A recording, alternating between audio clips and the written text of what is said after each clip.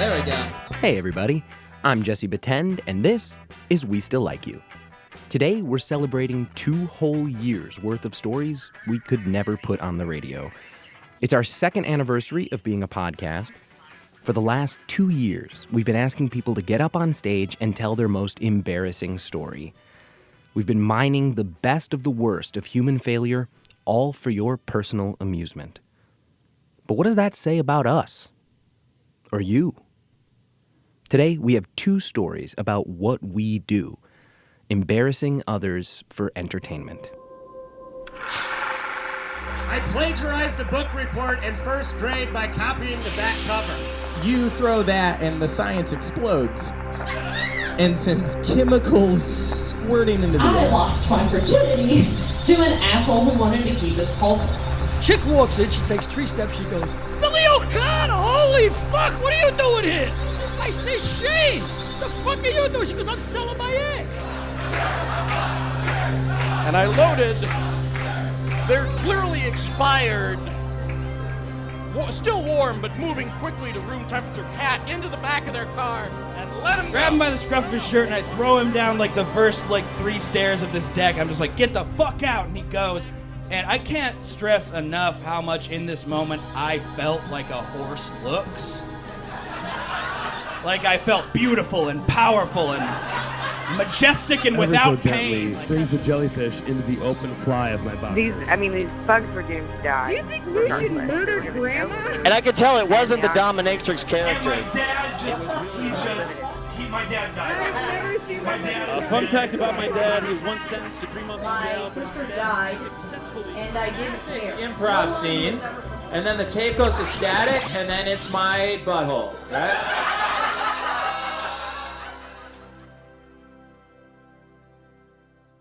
Now, one thing we never do at We Still Like You is try to manufacture an embarrassing situation. But that can't necessarily be said for all entertainment properties, namely reality TV. By now, I'm sure you've heard that American Idol is going to be coming back. I don't know about you, but I always assumed that the embarrassingly bad contestants on singing competitions were in on the joke. Honestly, the worst of episodes where the really, really bad contestants are just paraded in one after the other, they were kind of the only episodes of American Idol that I ever really looked forward to. It felt okay to laugh at them because, they had to know how bad they were, right? Our first story comes to you from someone behind the scenes of those worst of episodes. Years ago, Joe Nudleman was working as a PA for a singing competition, which sometimes meant bringing people one step closer to their dream, and sometimes meant bringing them into a room containing a nationally televised firing squad. From Chicago, here's Joe Nudleman.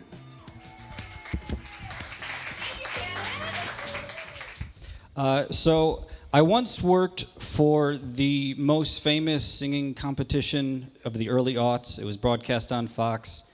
I'm not legally allowed to say the name, so if someone can yell it out for me. Thank you.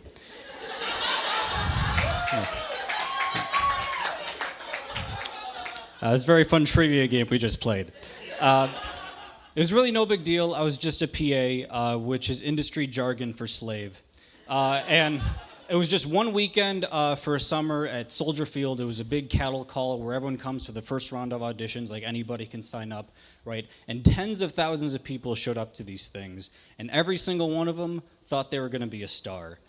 And that right there is already really depressing. Isn't it sad when you see someone who can't accept the fact that they're never going to be what they think they're going to be? I'm a soon-to-be famous comedian, but these people were delusional, right? Fuck you, by the way. Okay.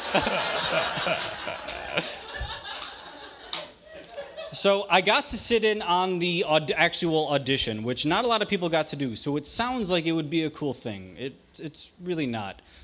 When people sign up, they are given a wristband, which means they are now competing, right? And so long as they have that wristband, their dream is still alive. And my job was, when a contestant was eliminated, was to take away that wristband.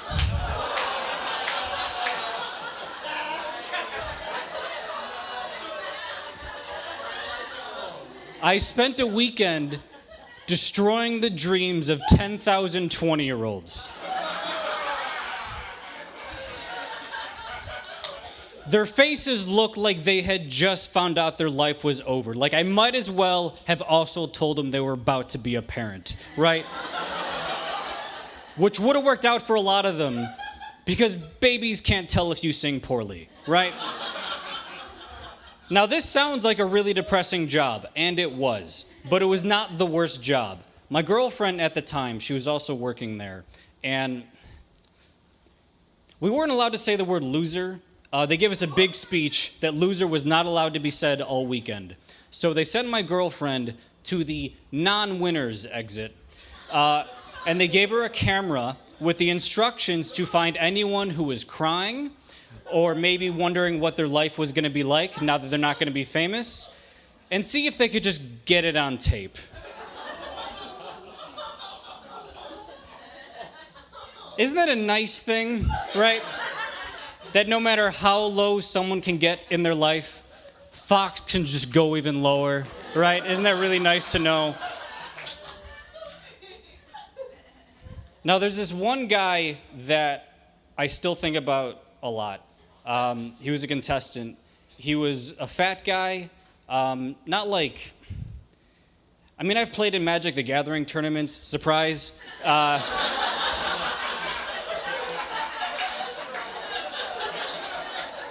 And he wasn't like magic fat, you know? Right? He was just fat. He was fat because he was a good person. Do you know what I mean? Like, he was just like a Midwestern, really nice guy, right? Does that make sense? Like, really jolly, nice person, like, clearly had a good heart, and it was gonna come in handy because he's really fat. But just a nice guy. And I remember him, he's one of the only contestants I remember from the whole experience. I remember 300 dudes dressed as Tina Turner and this guy. Because he also had his little sister with him. She was 10 years old. You're allowed to have one person with you for emotional support. And she loved it when he sang, which is incredibly sweet because no one else would, right? It was really terrible, like his voice cracked. Like, I don't even know if what he was singing were notes. It was just really bad.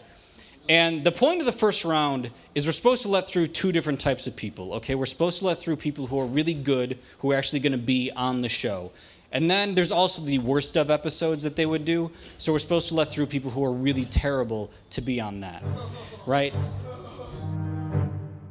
So he's singing and he's terrible. And so he's singing to a producer, and I'm just sitting there next to it for the whole thing. And she tells him, first of all, great voice, which, what a bitch, right? And she tells him, like, I like what you're doing, but you need more energy, right? I need you to feel this song even more. Like, she's coaching him to be as bad as he can possibly be before she sends him on. And it works. I mean, he tries again. He sings even harder. His face turns red. His voice cracks more. Like, his body shakes. Like, he's clearly trying as hard as he can to make it. And it's really sad because he's clearly a nice guy. I mean, there were so many people I saw this weekend who were just gigantic pieces of shit. I mean, you would be surprised the ego that some of these people had, considering they drove 12 hours and waited 48 hours outside of the stadium for their chance to sing 3 seconds of Sweet Child of Mine. You would think they had some humility, but most of them didn't. This guy was just really happy to be there. And it was so sad to see what I knew was going to end up as a joke. And he stopped singing the second time, and she said, okay, I'm going to let you through. But she pulled him in close, like she was, trying to help him out, and said, I just need to let you know that the next round is so much harder than this round. You have to give so much more energy than what you just gave. You have to promise me before I let you through, you're going to crank that energy up by 10. And he said, I promise. And he shook his head, and he was so happy, and I signed his paperwork, and he went on. I get really heartbroken when I think about this guy, because he was so happy. He didn't know he was getting let through because he was terrible. He thought he was getting let through because his dream was this much closer to coming true, right? And his sister, she was so happy. I've never seen a human being look at another human being the way she looked at him. That much pride. It's the look I wish my father always gave me. Do you know what I mean? It was one of those. They were so happy. She didn't have to be there. She chose to be there because she believed in him. And they thought he was moving on. And he was really going to a room to be made fun of. If he was lucky, he was going to go to another room to be made fun of more. And sooner or later, he was going to find out that he was a joke.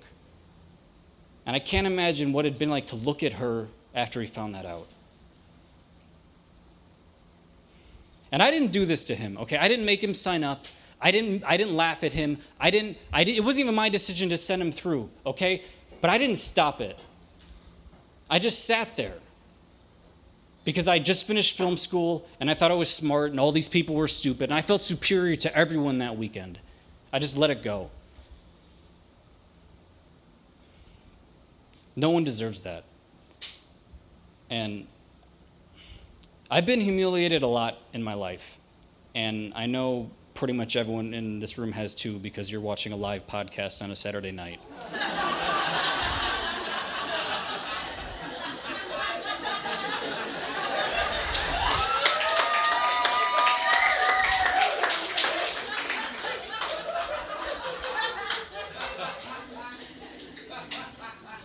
That experience would have killed me. Just to have someone lift up my hopes that much, just to enjoy watching me fall that much harder, that would have killed me. And I hate that he had to experience that. And I'm sorry that I played a part in it. That's it.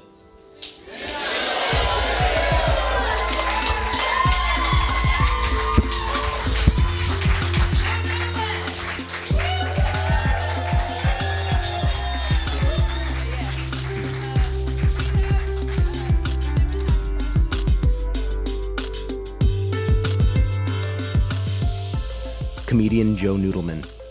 Coming up, Eric Groovely laughs in the face of evil.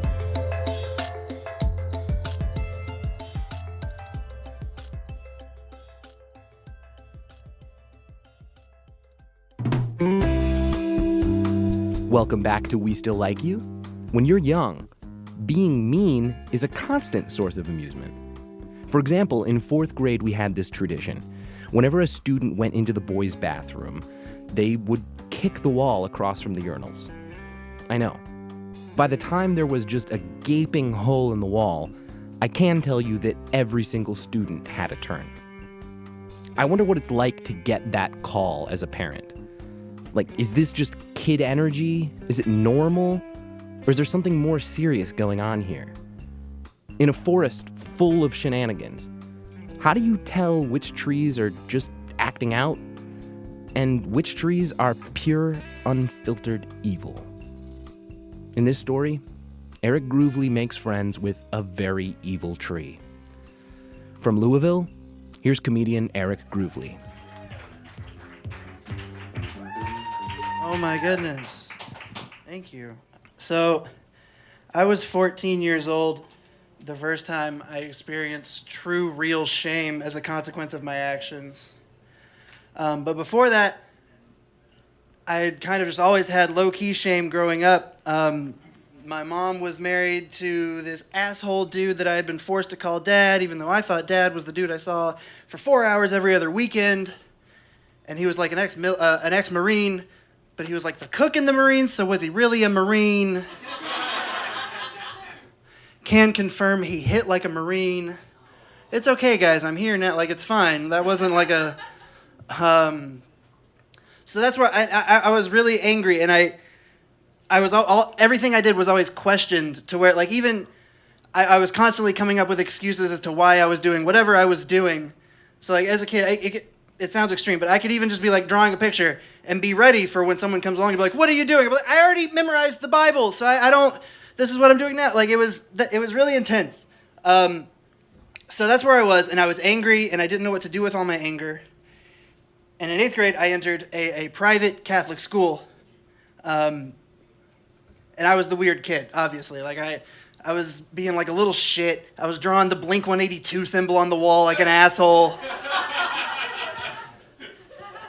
And weird kids, they kind of subconsciously sense each other and connect. So I met this other weird kid, and his name was David. And he was weird in the sense that like he was the kid that exclusively listened to the Eagles, and at the age of 14 had very in-depth opinions about the music of the Eagles. And sometimes he would randomly speak in a strange hybrid accent of Cockney Australian, just like, whoop, whoop, cheerio, Bobby, like just because weird kids do weird shit. So that was my friend in 8th grade. One where we differed, he understood the world a lot better than I did. Like, he could talk his way in and out of any situation. For example, one time, he devised a system of points in which, let me see if I remember, the freshman and sophomore girls would vie for the attention of the junior and senior boys by doing favors for them, and they won points, which would exchange for like, oh, I'll take you the... It was disgusting. It was horrible, but that's what this David kid did. That was like his playground. So now you know the players. Here's where the shame comes in. We had a teacher. His name was Mr. Porter. He was a very old school, authoritarian, like strict, no-nonsense teacher, and he bore a striking resemblance to my mom's husband at the time. I don't need to connect the dots as to why I didn't like this guy, right? Like, I had a lot of misplaced anger. I directed it at him. And, you know, I was always acting up in class, trying to, you know, just making people laugh, doing stupid shit, just being disruptive. Me and David both were. So one day, this kid's coming back from his bathroom time, and it took him a little longer than normal. You know, people normally take to go to the bathroom. Mr. Porter says, "You're just milking that bathroom time for all you can, aren't you?"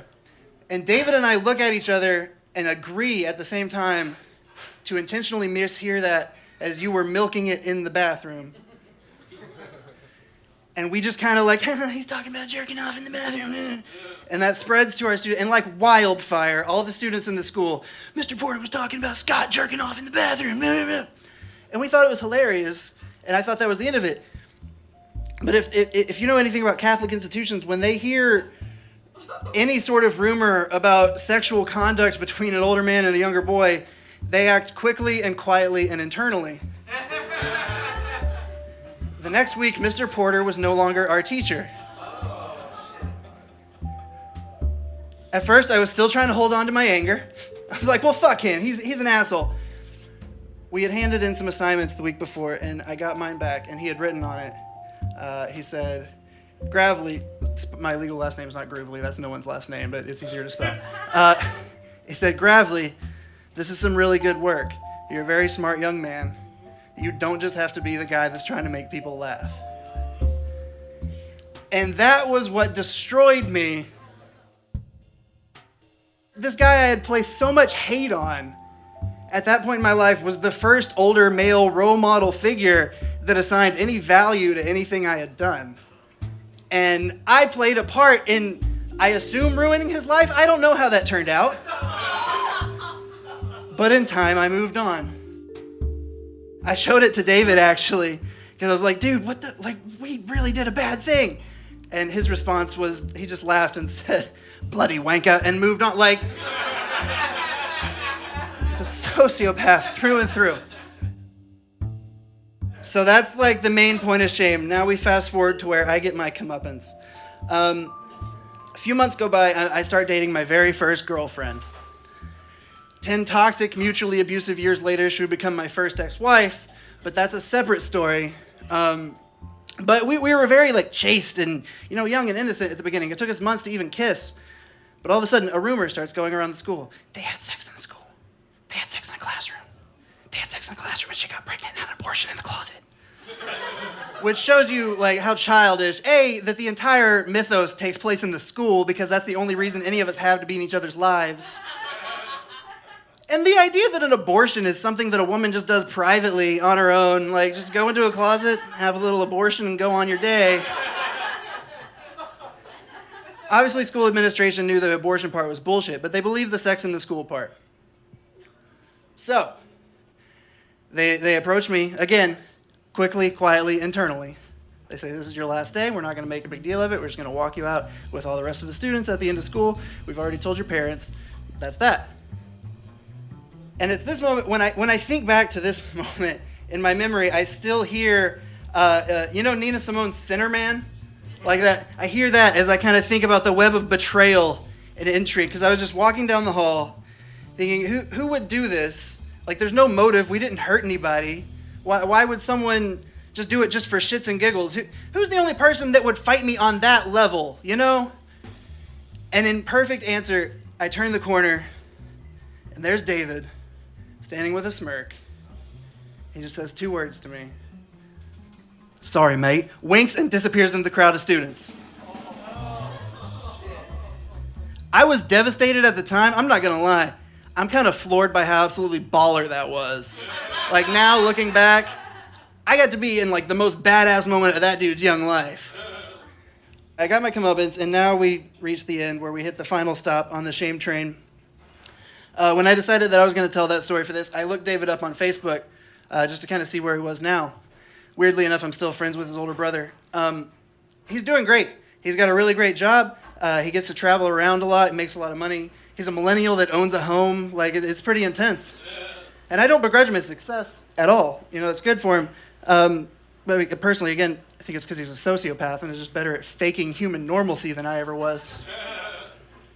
But I did the thing you're not supposed to do. I compared where he was versus where I was. And again, I felt like just all these feelings of shame for not knowing who I was, and not knowing what I was doing in life, and just feeling like I did like a little kid, just like I don't know what I'm here for.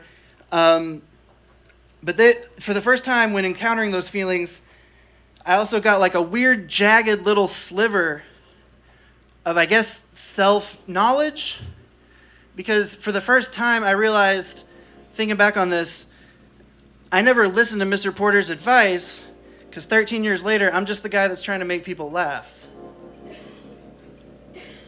And I guess that's cool. Like, it's not going to get me anywhere, probably.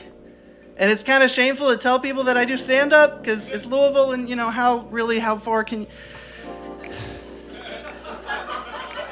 But I like it, and I guess what I'm saying is the first time I've felt, like, comfortable doing something and, like, assured and, like, you know, yeah.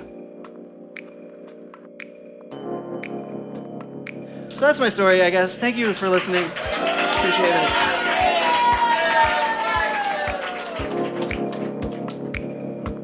Comedian Eric Groovely. As always, feel free to submit a story to us here at We Still Like You. Just send an email to westilllikeyu@gmail.com. Make sure to check our Facebook to find out how you can attend a live taping at one of our live shows across the country. And if you have a second, please share this episode with someone who you think will like it. It makes all the difference in the world, and we seriously can't thank you enough. We've been doing this for 2 years now, officially, and we have no plans to stop. We have shows popping up all around the country. In fact, today's story from Eric Groovely was told at our new Louisville show. We're incredibly proud of the work that they're doing over there, and we're incredibly happy to have them. Seriously, from the bottom of our hearts, from all of us at We Still Like You, we can't thank you enough for making this possible. Believe it or not, if no one was listening, we wouldn't do this. So thank you for listening, thank you for being a part of the show, and thank you for helping us grow as much as we have. We look forward to getting better and bringing you even more cringe-worthy stories over the coming year. So for this time and every other time you have, seriously, thank you for listening. I'm Jesse Batend, and we'll see you next time.